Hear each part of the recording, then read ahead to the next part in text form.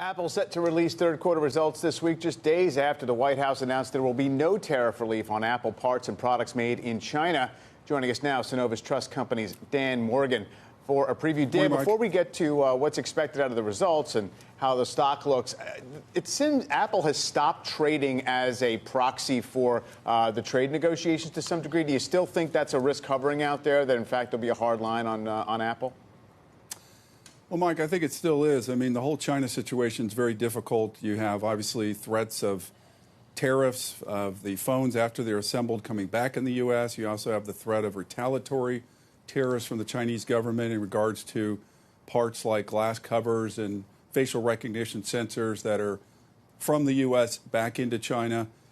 So I think it's still out there. It doesn't seem like, as you mentioned, the stock seems to be trading in regard to those concerns. But I think it is something that's out there, and we'll probably learn more here tomorrow when they come out with numbers. Yeah, I mean, obviously it could be one of the reasons that Apple shares are still about 10% below their highs from last year. Obviously, a big comeback from very early January. But the market is working through a flattening out of Apple earnings, right? Over the last couple of years, it's basically gone sideways in terms of net income. And the storyline has changed toward, well, let's watch services and see how that grows as a proportion of the whole. What do you think is in the numbers? What are you expecting to hear on Tuesday? Well, Mike, the two numbers, obviously, as you mentioned, we're going to try to focus in as iPhone revenues. We're looking for $26.2 billion. It's going to be about a 10% drop from a year ago. This will be the third consecutive quarter of negative growth in terms of iPhone revenues. And then you mentioned the service component, which is, if you're Apple bear or bull, you're always going to talk about gross margins in the service segment should be about 64%, should do approximately $11.8 billion in revenues. It should be about a 18 to 20% increase. But as you know, Mike, the big challenge for Apple is you've got this deaccelerating iPhone market, smartphone business, and then you're trying to counter it with the service side.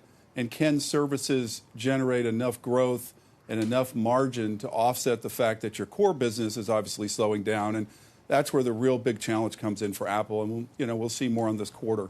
Yeah, which probably, is one of the many things that explains why Apple always appears relatively inexpensive as a stock, right? I mean, it's well below a market multiple right now. Keep buying back a lot of stock. So all those things seem to filter into that. I guess the other question is they announced this acquisition of a big chunk of Intel's smartphone chip business last week. That highlights the run up to a 5G version of iPhone and just how big the stakes are right now for Apple. Well, how do you think that's playing out, and what are we going to hear tomorrow? Well, you're right, Mike. I mean, that's huge. I mean, we don't expect a 5G foldable this year, but we do next year. And, the roadmap going forward for Apple is not only on 5G. Of course, they pick up the modem business from Intel. It's about $1 billion they pay for that.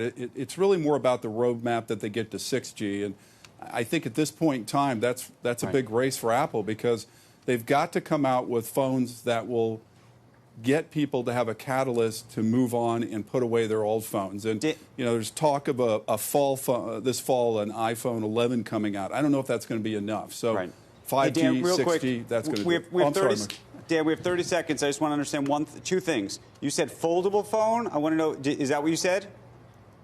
Well, you think not Apple's this having year, a foldable phone?